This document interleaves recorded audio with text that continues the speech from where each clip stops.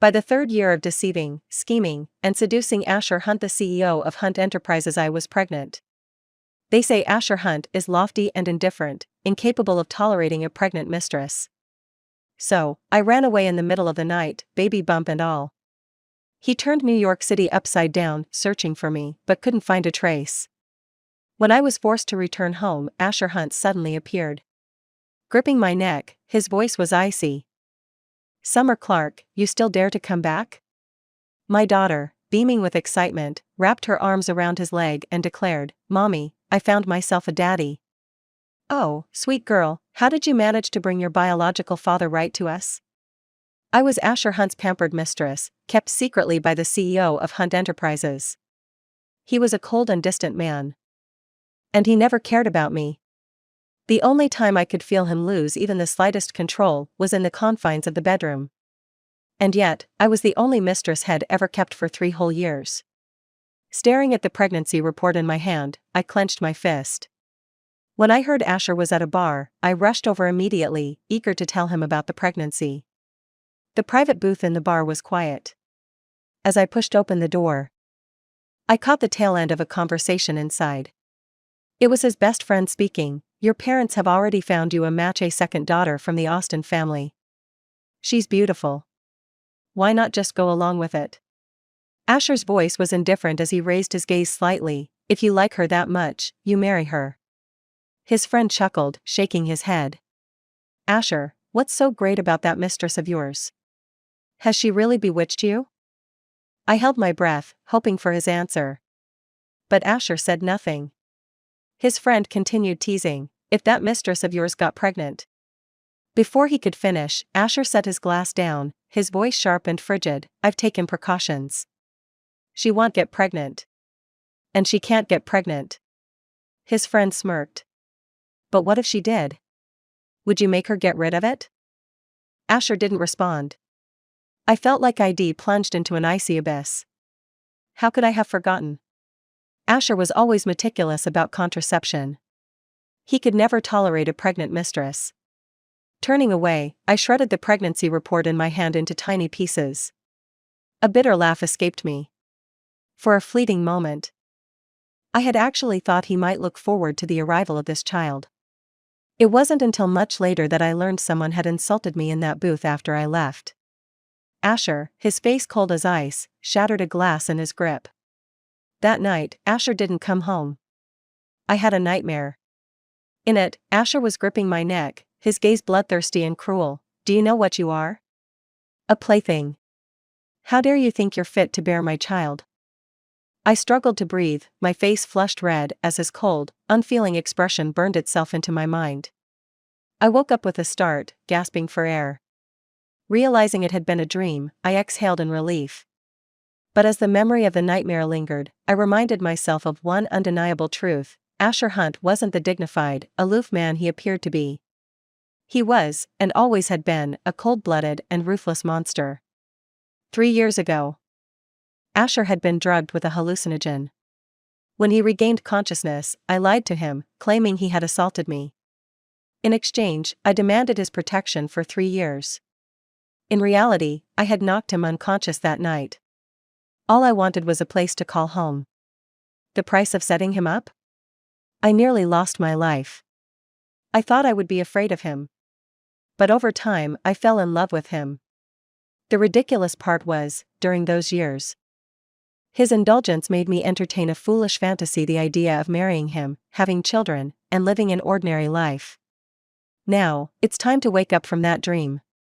I placed a hand on my abdomen. This child was now my only family in the world. I couldn't let Asher know about the baby. I couldn't let him take away this child's right to be born. I called Asher's sworn rival, Ethan Carter. He chuckled softly. "Summer Clark. You finally called me." I went straight to the point. "Take me away to somewhere Asher can't find me." Ethan kept his promise and provided a way for me to slip past Asher's watchful eyes and leave the country. But there was one condition. I needed to distract Asher for an hour. That 1 hour would be my window to escape. I asked him why he couldn't come up with a pretext to keep Asher occupied himself.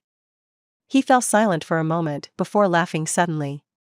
Summer, I still need to stay alive after you're gone. If Asher finds out I helped you escape, he'll come after me, and when my dad hears about it, I'm as good as dead. I pressed my lips together. Maybe Asher wouldn't bother coming after you for me. After all, I was just a mistress dispensable. I had stolen these 3 years through underhanded means. He let out a cryptic laugh. Who knows? I made him promise never to tell Asher where I was after I left. Ethan just laughed for a long time before finally agreeing. Something about his response felt off. But I quickly brushed aside the unease. Asher had always treated me generously. I had access to his cards, could buy anything I wanted, and lacked for nothing. If it were just me, I wouldn't take a thing. But now, with the baby, I had to think for her.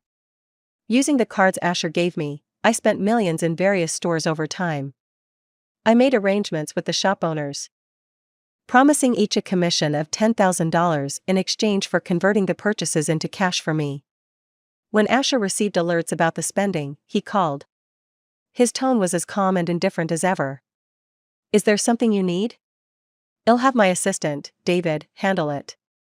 I felt guilty. No need, I was just buying random things. He made a sound of acknowledgement, as if he'd only asked out of idle curiosity. Out of nowhere, I found the courage to ask, Asher, am I just a game to you? As soon as the words left my mouth, I froze. When I didn't hear a response, I panicked and quickly added, forget it, I was just joking, before hanging up immediately. Time passed, and everything was set. When Asher returned, I was unusually enthusiastic. I clung to him, pressing kisses along his jaw, searching for his lips, before kissing him there too. His hand tightened around my waist, his breathing deepening. Just before things went further, I stopped him.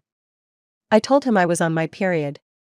The lust in his eyes faded as his large hand rested on my abdomen. His brows furrowed. Your cycle came early? It's been irregular lately. I'll take you to the hospital tomorrow. My heart raced, and my face warmed as I hastily declined. I wasn't someone who openly expressed my feelings, and neither was he. But today, I just wanted to cling to him, craving his kisses, his attention, his care. I'm craving the blueberry pie from that stall in Westside Market, I murmured. I'll have David buy it, he replied. No, I kissed him again, looking up at him with wide, pleading eyes. I want you to get it. The shop might be closing soon. And I really want it tonight. His body stiffened slightly, unaccustomed to this side of me. When our gazes met, it seemed like he was searching for something in my expression. I blinked at him again, wide-eyed. He let out a faint sigh. Fine, I added, and remember to be polite. Don't scare the shopkeeper. He responded again, all right. Asher had never bothered assigning someone to keep an eye on me. As soon as he left, I called Ethan. Before leaving, I scheduled a message to Asher. Asher, it's over. Our 3 years are up. I won't cling to you anymore.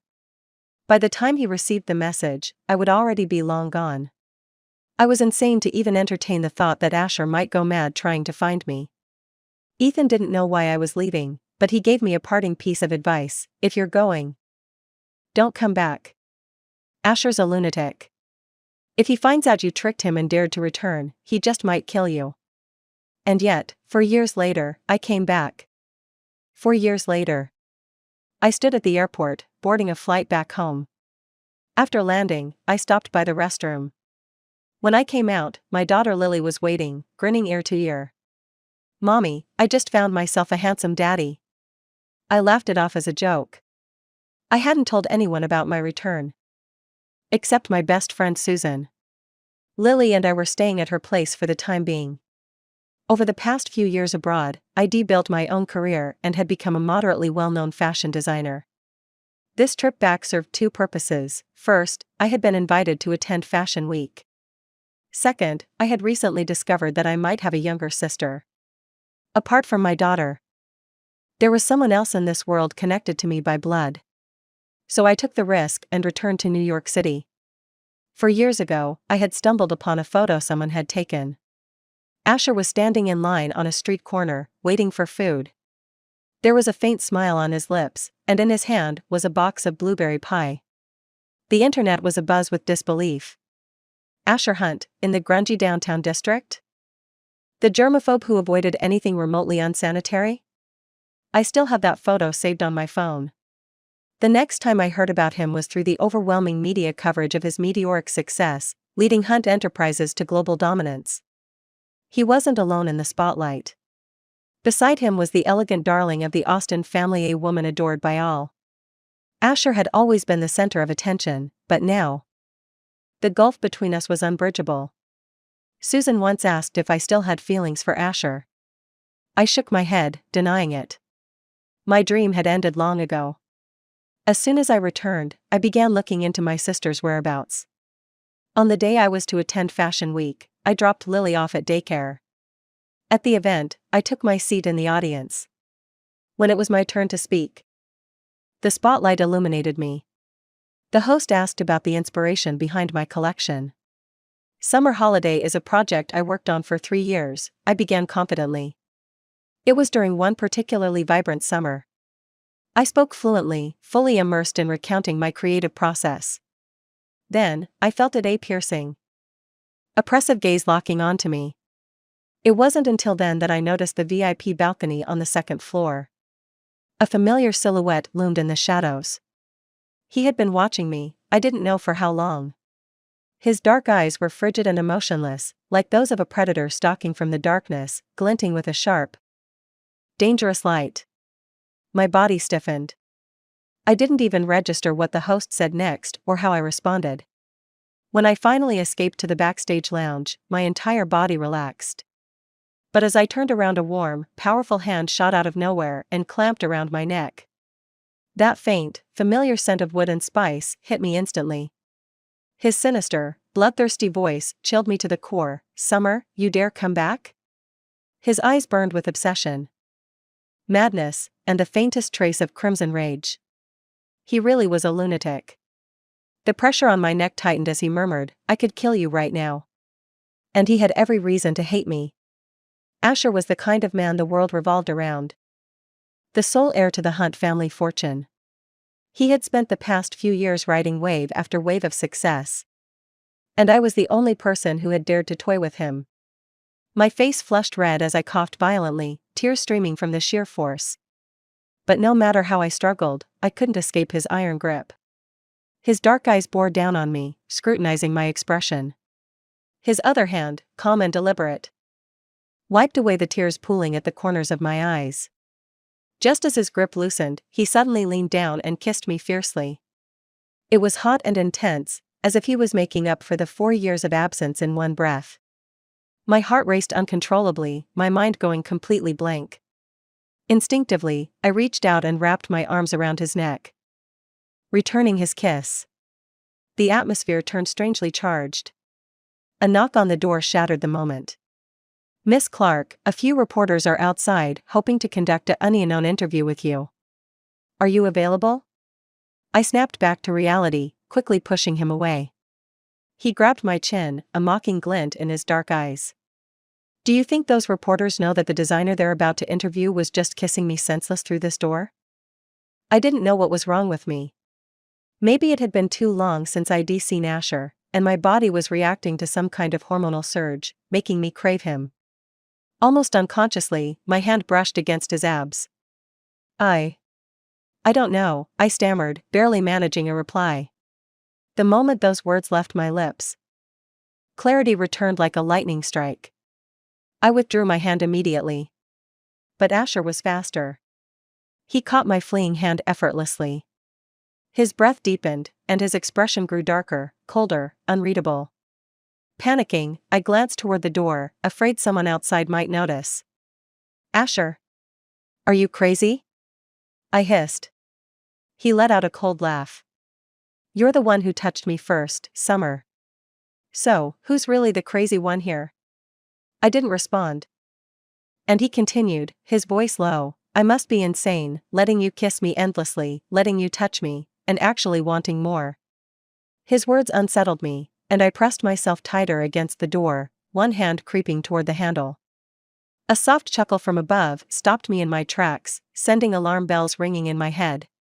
Leisurely, he lifted my hand and pressed it back onto his abs. His muscles felt harder than I remembered. More defined. Before, had already been capable of exhausting me during our nights together. Now. My thoughts spiraled out of control, and my face burned bright red. Blushing already? What will you do later? He taunted.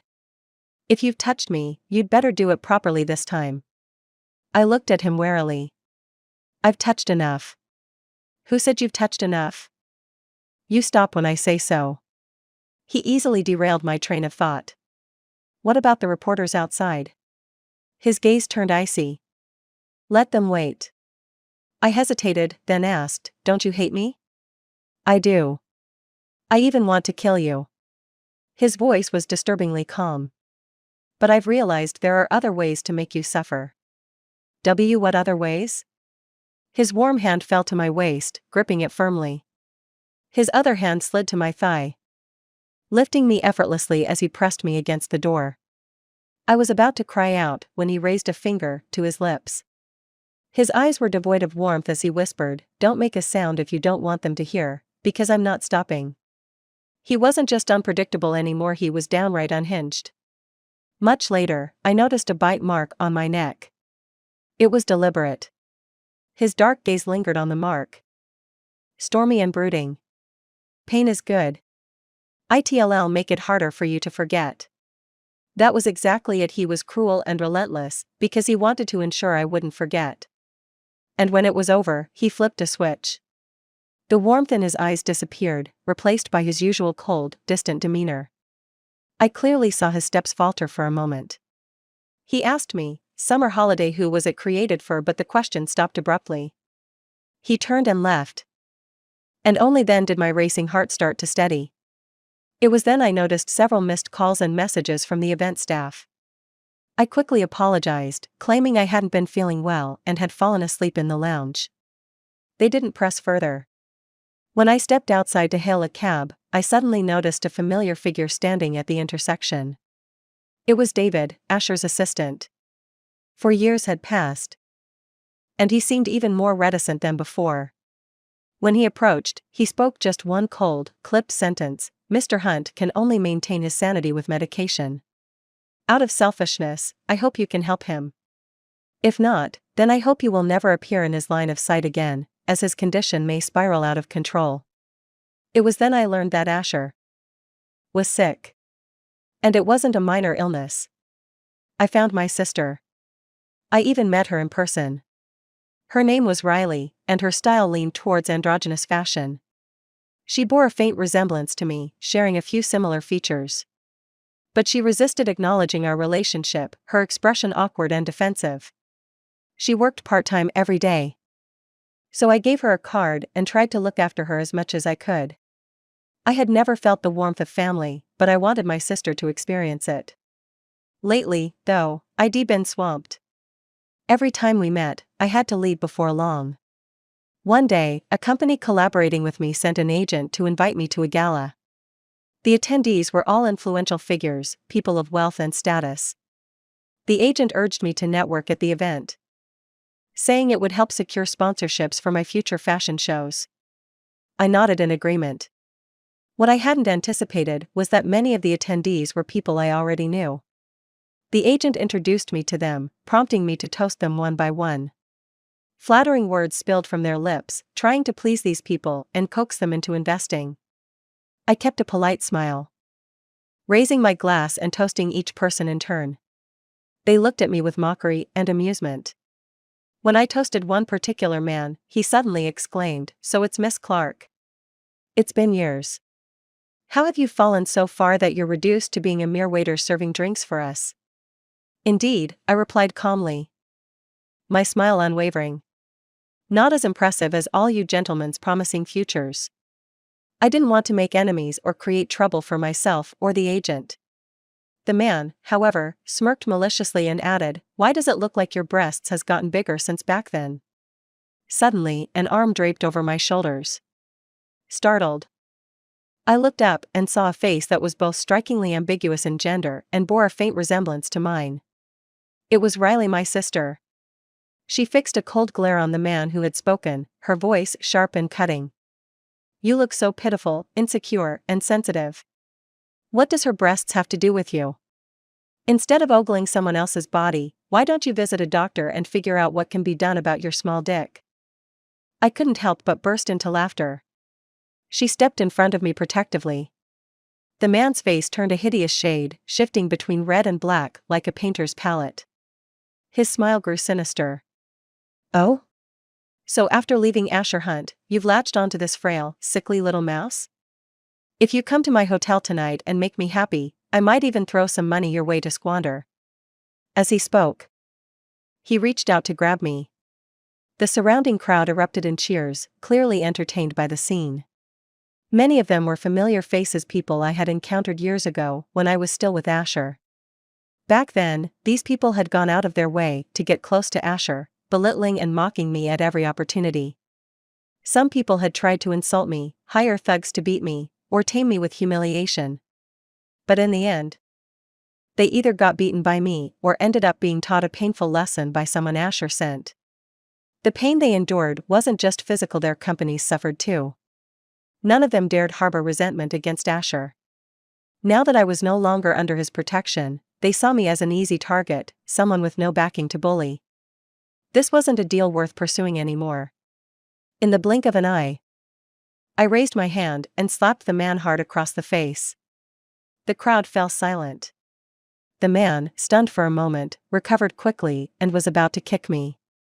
Before I could react, an arm wrapped around my waist, lifting me off the ground as I was spun around. A familiar figure stepped forward and, without hesitation, kicked the man square in the chest, sending him sprawling to the floor. In a voice cold enough to freeze the room, Asher asked the man, "Are you satisfied now?" The room erupted into chaos. Everyone was dumbfounded, even my sister. No one had expected Asher to show up, let alone intervene. After all, the rumor mill had long since declared that Asher and I had parted ways, their feud irreconcilable.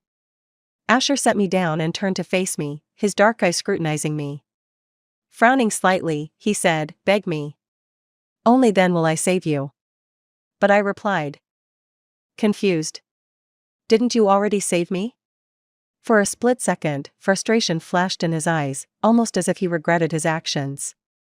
Riley leaned in and whispered, "Why didn't you tell me your boyfriend was this handsome?" Strangely, as soon as she said it, I noticed Asher's mood seemed to improve considerably. What I didn't realize was that my investment prospects from the event were secured after this incident. Word spread quickly among New York's elite: the mistress who had mysteriously vanished from Asher Hunt's side had returned. And not only that, but Asher Hunt had publicly defended her. My sister still refused to move in with me. She had been adopted by a loving family with harmonious relationships, and I was genuinely happy for her. After returning home, I stayed up all night combing through news articles about Asher. It was the only way to catch glimpses of the man he had become in the years I was gone. One particular headline captured my attention: Hunt Enterprises CEO goes berserk. Spends millions to turn New York City upside down. The accompanying video and photos were both captivating and unsettling. In the footage, Asher was still wearing the suit from the day I left. His eyes were bloodshot, as if he hadn't slept in days, and his expression was taut with unrelenting tension. The angle of the shot was excellent, capturing his impossibly handsome face. Even through the screen, his piercing gaze locked onto the camera, making the person behind it flinch. My heart skipped a beat. At his feet lay a box of blueberry pie and other snacks meant for me. For a time, news about Asher circulated frequently, only to disappear without a trace soon after. Rumors suggested he had used certain methods to suppress any coverage of his private life. Even articles that once speculated on a union between the Hunt and Austen families, painting Asher and the Austen family's princess as the perfect match, had vanished. David's words suddenly echoed in my mind. I typed Asher Hunt illness into the search bar, but found nothing. Just then, Lily wrapped her arms around me from behind. "Mommy, I saw that handsome uncle again today. He's the daddy I like the most." I smiled and played along, holding her as I took her to bed. It was strange. Lily looked so much like me, sharing almost no resemblance to Asher. Except for our shared mango allergy, she didn't inherit a single visible trait from him. But as I stepped out of Lily's room, Susan called for me from the living room. When I walked over, she stared at me in silence for a long time, before letting out a sigh. She said, "After you left, Asher came to find me." I immediately locked eyes with her, my heart racing. But his mental state at the time didn't seem good. He looked like he was holding back something dark. I was scared something might happen, so I insisted I didn't know where you'd gone. Still, there's something about him I know that no one else does. He has severe manic episodes now, and he suffers from chronic insomnia. Most of the time, he's barely holding on with the help of medication. Summer, if you still have feelings for him, I think you should be brave and go for it. Whether or not he loves you back isn't the point, what matters is what you want. If he doesn't care for you anymore, you lose nothing. I pressed my lips together, my eyes lighting up with a certainty that surprised even me. He still loves me. Asher has always been a germaphobe. When we first got together, I had to disinfect everything 3 times a day. Every intimate interaction had to be preceded by meticulous cleaning. But over time, he stopped disinfecting me. He only disinfected himself. Few people could get close to him, to adapt to life by his side. I became a germaphobe too. Maybe that's why I lasted as long as I did with him. But last time in the lounge, I didn't smell that familiar, sharp scent of disinfectant. He didn't clean anything before we, and this time, when he stepped in to defend me, the anger in his eyes had been intense, almost feral. Suddenly, my phone rang. The number was unlisted, but I recognized it. It was David's number. The moment I answered, his uncharacteristically frantic voice came through. "Miss Clark, Mr. Hunt is having an episode this time, it's serious." My voice came out hoarse. "He's sick. Call a doctor." David replied, "But Mr. Hunt keeps calling your name. He won't let anyone near him. And he's burning up with a fever." "Then call the Austin family," I said coldly. "Why would I call them? The news says the Hunts and Austins are set to merge through marriage, doesn't it?" David's tone grew desperate, as if I'd unleashed a beast upon him. "That's just a rumor. Mr. Hunt has no relationship with the Austins at all." My palms grew clammy, and the indecision that had plagued me moments ago evaporated like smoke. I realized clearly I still loved Asher. I had never stopped. And so, I went to him. The sound of shattering objects and terrified screams greeted me as I approached the villa. Chaos. Total chaos. Outside, a crowd of servants stood hesitantly, whispering to each other but not daring to enter. When they saw me, their faces lit up with hope and relief. "Miss Clark, you're finally here. Mr. Hunt is inside." I came because I couldn't ignore him. But shouldn't the priority for his episode be to find a doctor? Why were they looking at me like I was some kind of savior? Before I could process it, I was ushered to the villa's entrance, my feet barely touching the ground. That's when I smelled a blood. Inside, David and a team of bodyguards were trying to contain Asher. He was completely unhinged. His bloodshot eyes and overwhelming aura radiated pure violence. No one dared approach him. This was a side of Asher I had never seen before, a terrifying force of destruction. He had one hand clamped around a bodyguard's neck while another lay unconscious at his feet, alongside several others who had already been taken down. David spotted me, and his expression shifted sharply. "You didn't bring the serum? Get out now. Shut the door behind you. Mr. Hunt has completely lost his mind." But it was too late. Somehow, Asher's gaze had found me. His pitch-black eyes locked onto mine, unwavering, and the chaos around us seemed to freeze. Asher's grip suddenly loosened, and the bodyguard collapsed to the ground. But Asher didn't move. He just stood there, staring at me intently, like a little puppy. I didn't know why my mind chose to compare him to a puppy at that moment. Instinctively, I reached out a hand toward him, tentatively asking, "Do you want to come over?"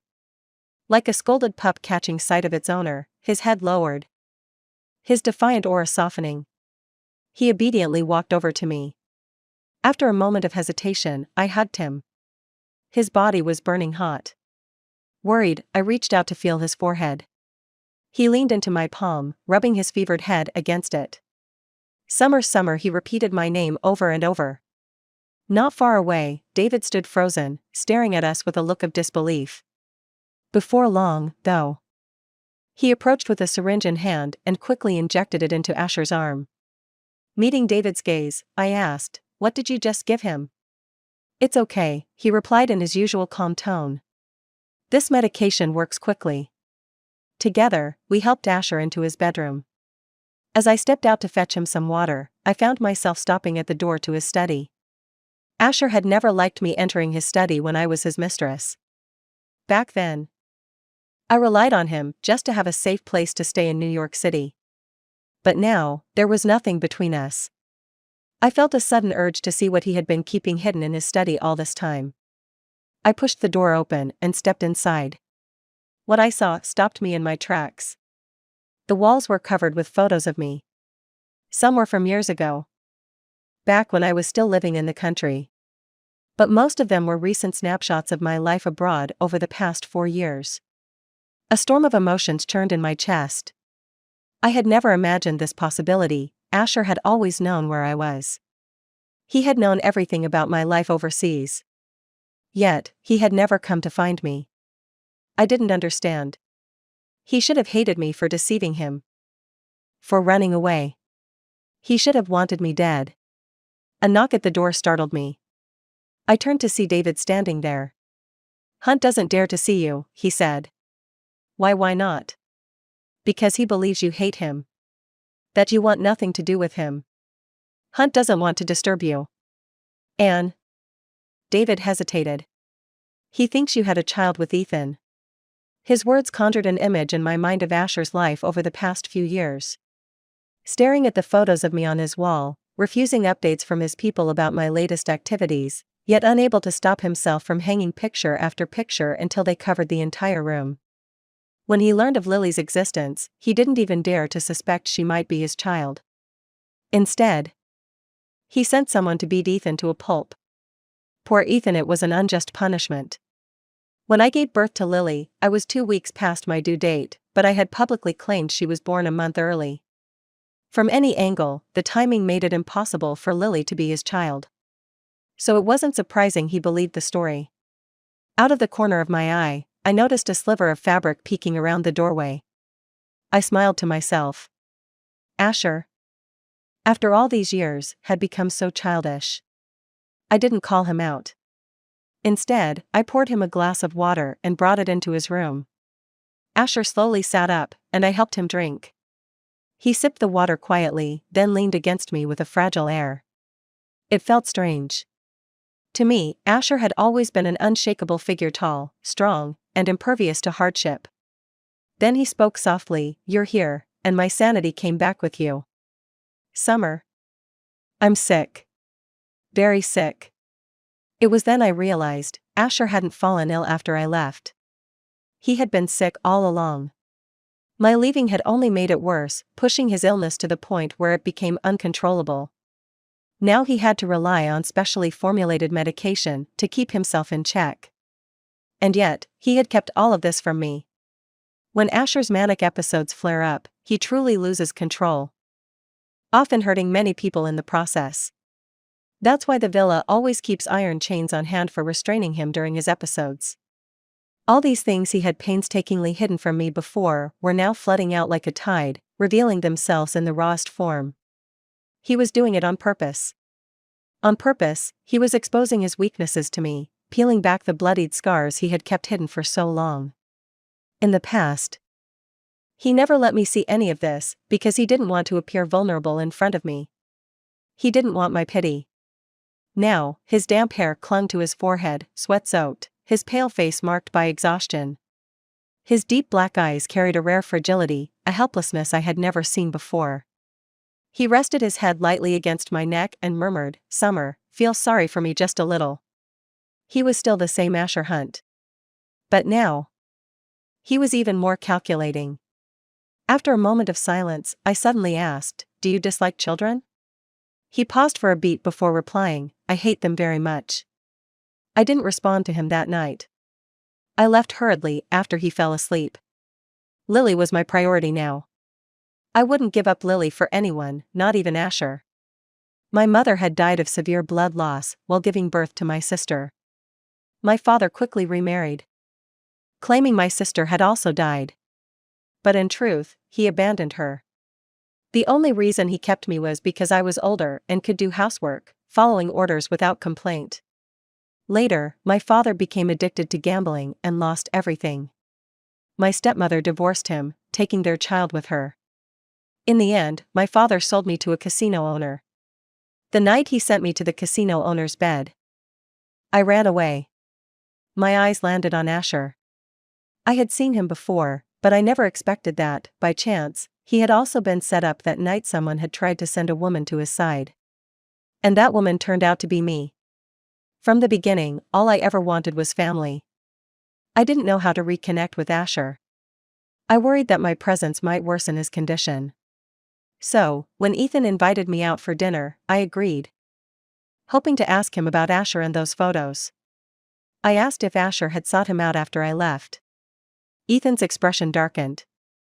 "Not long after you left, he went crazy searching all over New York for you. Then he quickly figured out that I helped you escape. He brought a gang of men and beat me to a pulp. I was bedridden for a month. I felt genuinely sorry. Didn't your family step in to deal with Asher?" His face grew even darker. "They did. They sent more men to fight him. When they found out I stole Asher's mistress, they were so furious, they almost erased me from the family." I awkwardly laughed and poured him another drink, adding a few gifts as a gesture of apology. As Ethan drove me home, he said a few words that stuck with me. "I'm a bad guy, Summer." So yeah. I enjoyed watching Asher spiral and suffer. But let me tell you this, you are the person he cares about the most. I know my brother. The way he looks at you, I can't be wrong. I froze, stunned. His gaze shifted to something behind me, and he suddenly smirked, reaching out to ruffle my hair. "Kind-hearted people like me are hard to come by. I'll leave it at that. You figure out the rest on your own." His words left me deep in thought as I reached the front of my building. Just as I was about to go inside, a pair of strong hands wrapped around me from behind, pressing my back against a hard chest. That familiar scent washed over me, unmistakable. A hand tilted my chin, forcing me to turn my head. The man behind me leaned in and captured my lips in a searing kiss. I heard his dark, chilling voice whisper behind me, each word slow and deliberate, "Summer, you care about everyone else, but not even a little about me. Was Summer Holiday created because you liked me, or because you wanted to let me go? Summer, I'm a complete lunatic. Do you know what a lunatic wants to hear?" I shook my head, took his face in my hands, and rose onto my tiptoes. Leaning in, I kissed him gently and looked into his eyes, my gaze bright and steady. "I like you." His body froze, stunned. He stared at me in disbelief, his voice trembling. "What did you just say?" Meeting his gaze, I replied earnestly, "Asher, I think I still like you." His eyes wavered, and he lowered his head, about to kiss me again. But just then, a small figure darted out from the house and wrapped their arms around his leg. A sweet, childish voice rang out, "Uncle, you're here." "Mommy, this is the daddy I found for myself." "Oh, my sweet daughter, how did you manage to bring your real dad back to us? He's really rich. And he treats Lily so well. He doesn't even have a girlfriend. I like this daddy, Mommy, hurry up and make him yours." Asher's expression turned cold, his face darkening further. "Summer, what do you take me for? You think a casual "I like you" is enough to make me play stepdad to your kid?" I couldn't help but laugh. Asher had investigated me for so long, keeping tabs on my life abroad. Surely, he must know I hadn't been in any relationships while I was away. At most, a few people had tried pursuing me, but the only man who could have gotten me pregnant was him. Lily blinked her big, bright eyes, her gaze darting mischievously between us. Then she leaned in and whispered conspiratorially, "Mommy, hurry up and lock in my new daddy." What's in his heart is sometimes different from what's on his lips, so don't listen to what he says. Even Lily had seen through his facade, and I couldn't hold back my laughter.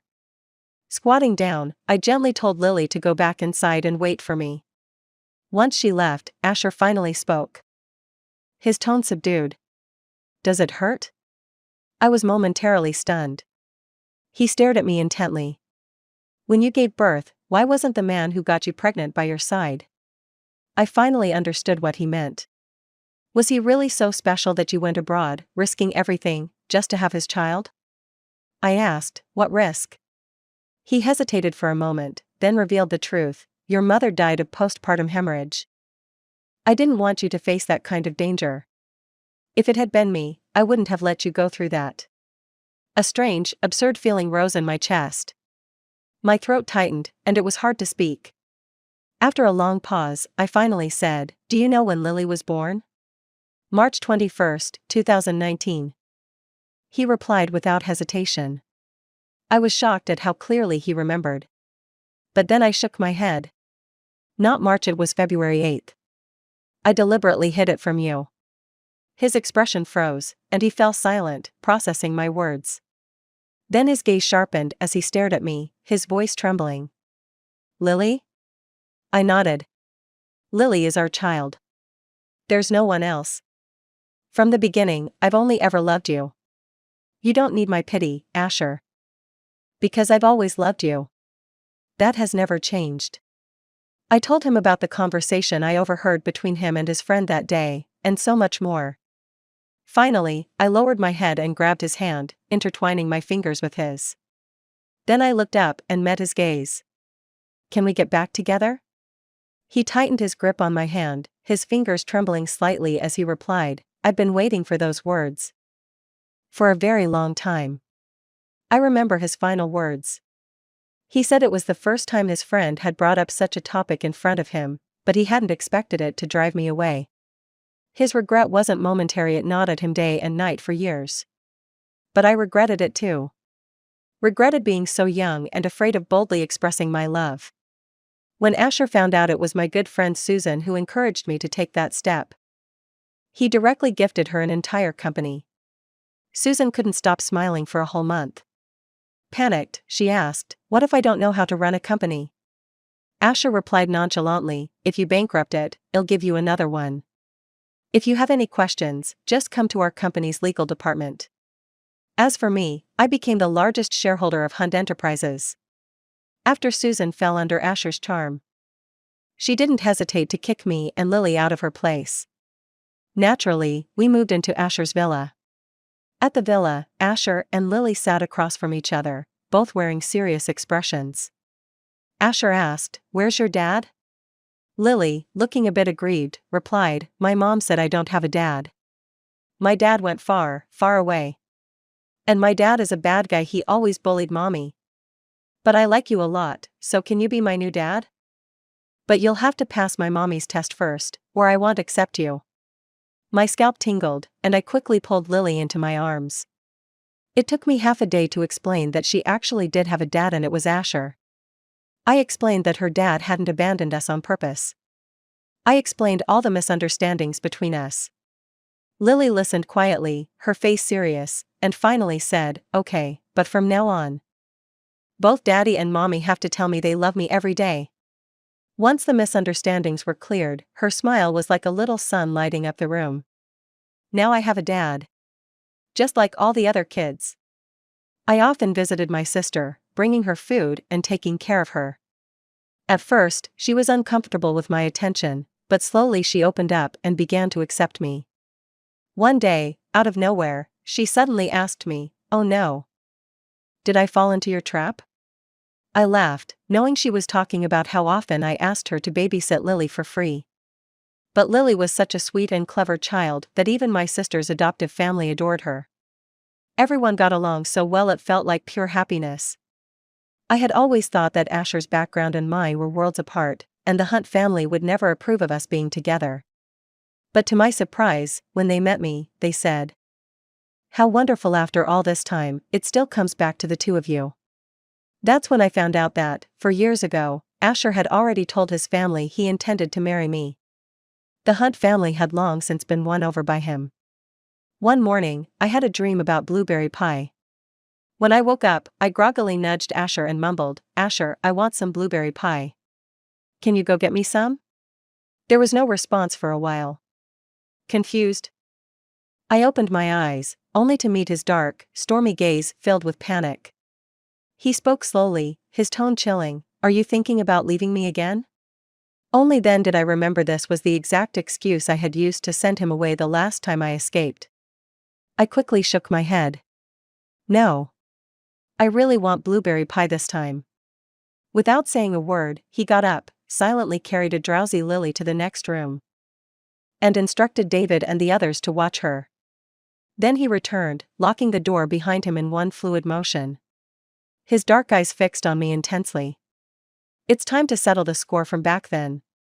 With that, his large hand grabbed my ankle and pulled me toward him. I gasped in shock. Men, they never let anything go. But when I woke up again, I saw a massive diamond ring glittering on the ring finger of my right hand. The massive diamond on my finger nearly blinded me. Asher looked at me tenderly, a warm smile playing on his lips. "We've got a lifetime of debts to settle," he said softly.